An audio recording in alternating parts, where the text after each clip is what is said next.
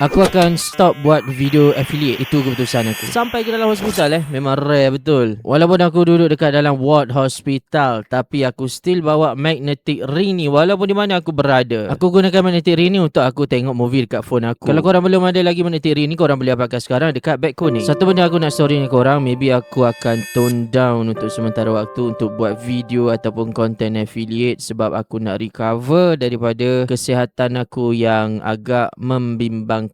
So banyak fokus akan diberikan dalam aspek kesihatan aku, dan ada beberapa benda lagi aku kena balancekan balik sebelum aku restart untuk video-video affiliate ataupun effort aku untuk dunia affiliate ni. Okay, aku harap apa saja video yang ada dalam account ni akan terus stay dalam account ni dan akan terus ada yang support walaupun aku akan kurang post lepas ini. Kalau aku post video pun, video-video yang aku memang dah edit sebelum ni, memang dah siap edit sebelum ni, sebelum aku dimasukkan ke hospital. So apa pun, thank you so much. Aku harap korang akan terus support aku walaupun maybe aku akan slow down sikit ataupun maybe